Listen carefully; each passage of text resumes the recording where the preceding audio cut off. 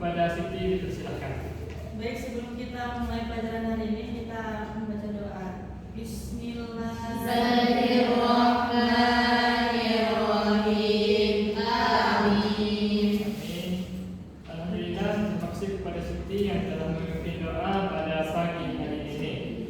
Apa kabar semuanya?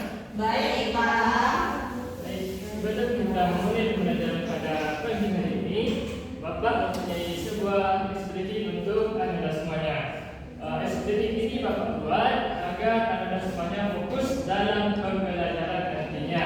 Sistematikanya seperti ini. Jika Bapak bilang jika terbuka sekali, maka jika Bapak mengucapkan selamat pagi, maka tertulis sekali. Jika Bapak mengucapkan selamat siang, maka tertulisnya dua kali. Dan jika Bapak sebutkan selamat malam, maka tertulisnya setengah. Tidak teguh, tapi setengah. Nah, kita coba dulu. Selamat pagi. Selamat siang. Selamat pagi. Selamat malam. Malam tak tahu aduh. Nah, jadi tidak terlalu konsentrasi ya. Nah, jadi siapa yang tidak fokus nanti akan Bapak beri hukuman. Setuju? Apakah ada yang tidak hadir pada hari ini? Siapa? Bisa. Ya, nanti sekretaris tolong dicatat ya. Nafisan tidak hadir pada hari ini.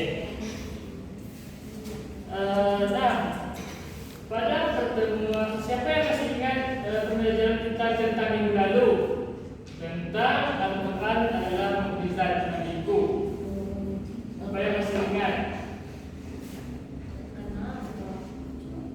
Kenapa nggak ingat Tasya?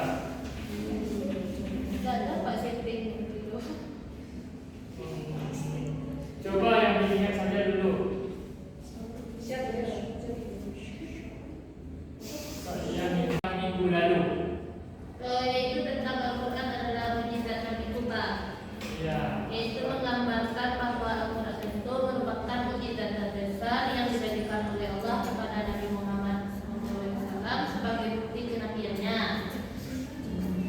Kemudian tidak hanya sebagai kitab suci umat Islam, Al-Quran juga menjadi petunjuk hidup, sumber ilmu dan pedoman moral bagi umat manusia sepanjang zaman.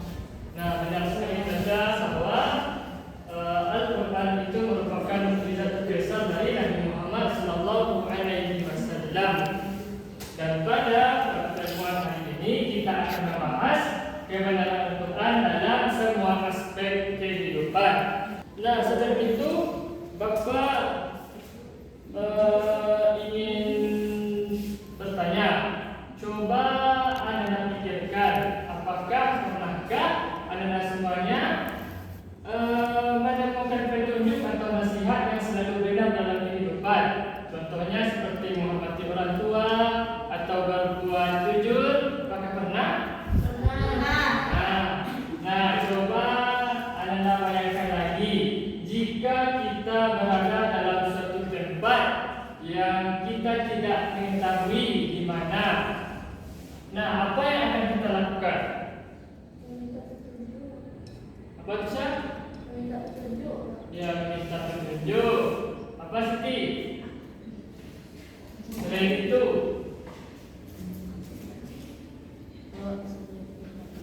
jangan makan petunjuk, mencari jalan keluar. Ya, benar yang disampaikan Ustaz tadi. Pastilah kita mencari jalan keluar, petunjuk ataupun arah supaya kita keluar dari tempat yang tidak kita ketahui tadi. Begitu pula dalam kehidupan kita ini, kita harus menemukan jalan petunjuk agar kehidupan kita tidak sesat. Nah, kita pada pelajaran pada hari ini, yang pertama yaitu menghayati kebenaran Al-Quran dalam semua aspek kehidupan. Yang kedua, mengidentifikasi pokok-pokok isi Al-Quran. Yang ketiga, menunjukkan ayat terkait dengan pokok isi Al-Quran. Dan yang keempat, menjelaskan kandungan ayat Al-Quran yang berkaitan dengan pokok-pokok isi Al-Quran.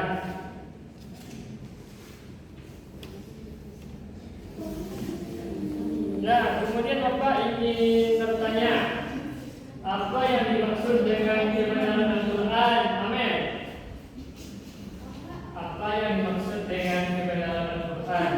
Dari kebenaran itu bahwa apa saja yang disampaikan dari Al-Quran itu sudah dipastikan kebenarannya. Ya, benar sekali. Amin. Bahwa Al-Quran itu pada hakikatnya adalah firman Allah yang sempurna, tidak mengandung kesalahan dan relevan sepanjang zaman. Dan dalam dunia pendidikan, nilai-nilai di dalam Al-Quran itu haruslah kita terapkan dalam dunia pendidikan.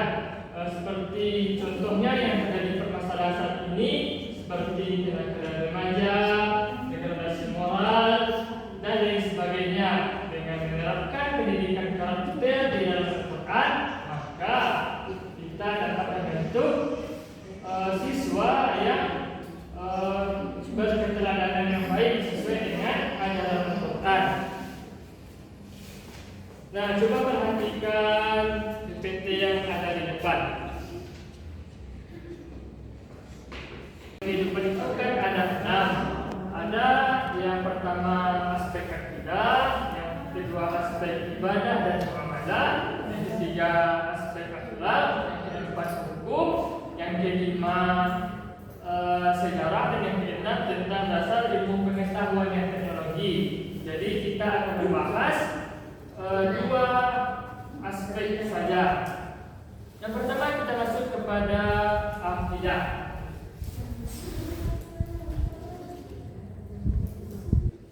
Nah, akidah secara bahasa berarti itu keyakinan. Sedangkan secara istilah adalah suatu kepercayaan yang harus diyakini dengan hati, diucapkan dengan lisan dan diamalkan oleh anggota tubuh atau perbuatan. Dan yang Islam adalah suatu kepercayaan yang bersumber dari ajaran Al-Quran dan hadis. Nah,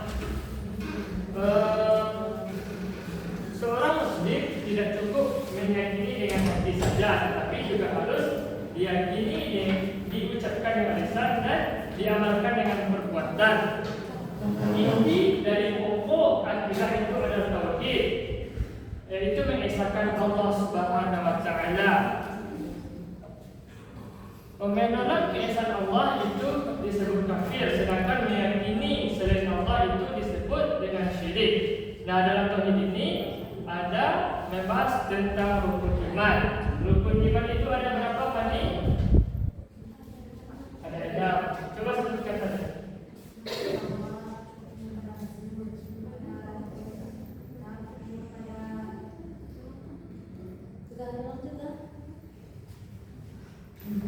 Pada Allah tadi kan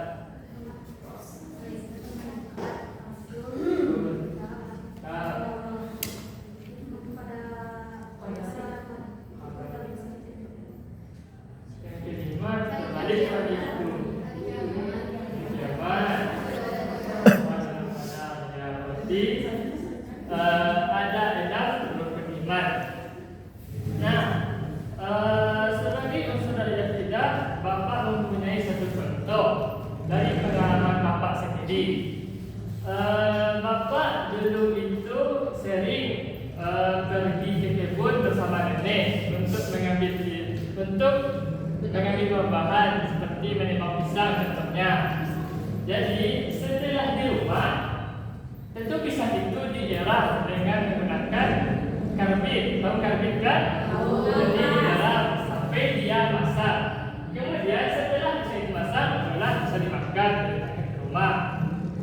Jadi Bapak melihat ada pisang yang kemudian Bapak ambil.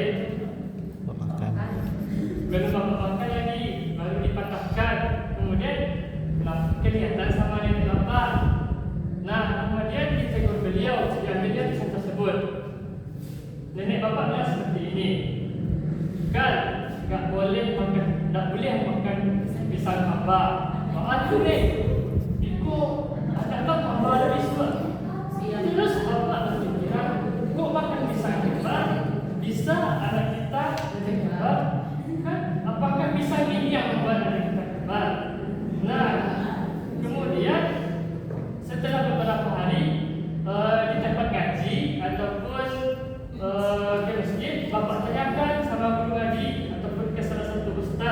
apakah benar Pak Ustaz makan pisang kembar ini nanti anak kita kembar pula? Kemudian Ustaz tersebut menjawab, mana mungkin pisang ini yang membuat kita kembar, yang menjadikan itu hanyalah Allah Subhanahu Wa Taala. Berarti Bapak berpikir berarti itu kan termasuk kepada syirik karena meyakini Tuhan selain Allah. Berarti kan kita percaya kepada pisang kembar tadi. Dan kemudian Bapak bilanglah kepada nenek Bapak, kalau tidak boleh seperti itu Nek, karena itu namanya syirik.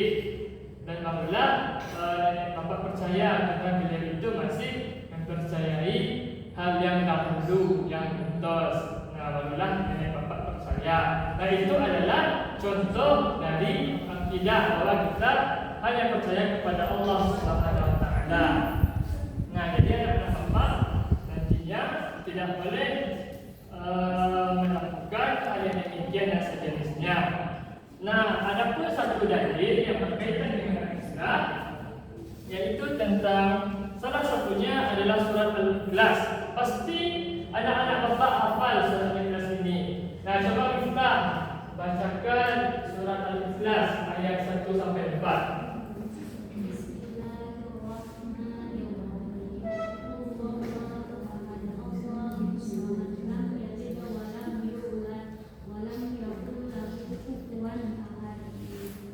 Baik, terima kasih kita.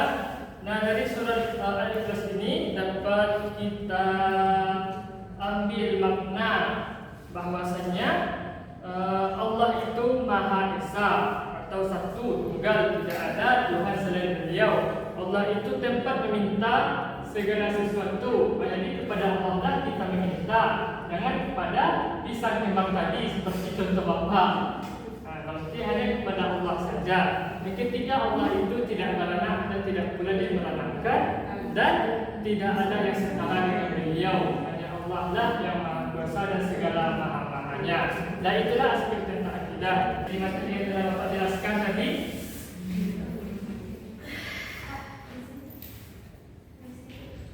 Jika tidak ada pertanyaan,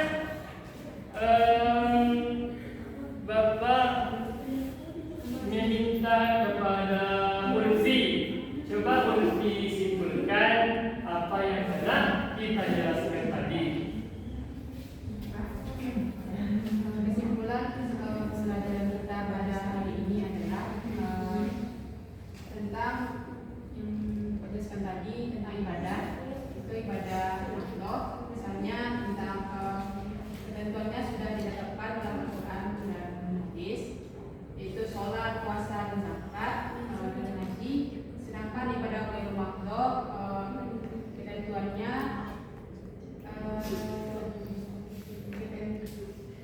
ibadah ghairul makhluk ketentuannya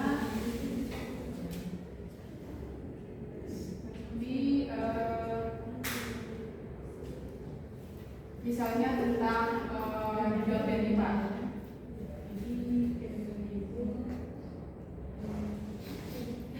Baik, terima kasih Ulfi. Yang kesimpulan materi kita pada hari ini yaitu kepada Al-Quran dalam semua aspek kehidupan kita membahas dua poin. Yang pertama tentang akidah, bahwa kita harus mempercayai dan meyakini bahwa Allah Subhanahu Wa Taala adalah satu-satunya Tuhan yang berhak kita sembah dan tidak ada selain Beliau. Itu tentang akidah yang perlu kita tanamkan. Dan yang kedua tentang ibadah dan muamalah, bahwa kita diciptakan hanyalah untuk beribadah kepada Allah Subhanahu Wa Taala, dan dalam bermuamalah juga telah diatur dalam Al-Quran. Contohnya seperti jual beli dan hutang-hutang tadi yang telah Bapak jelaskan contohnya dan harus kita terapkan dalam kehidupan sehari-hari. Nah, itu kesimpulan materi kita pada hari ini. Dan untuk tugas di rumah kerjakan LKS halaman 32 dan dikumpul minggu depan. Paham? Baik. Dan untuk pertemuan minggu depan kita akan membahas materi tentang Al-Quran, kebenaran berlaku sepanjang zaman. Nah, itu adalah materi kita tentang minggu depan. Jangan lupa baca materinya Nah, mungkin sekian yang dapat Bapak sampaikan. Bila tidak berkurang Bapak mohon maaf. Bila Bapak sudahi dengan Wassalamualaikum warahmatullahi wabarakatuh. Waalaikumsalam.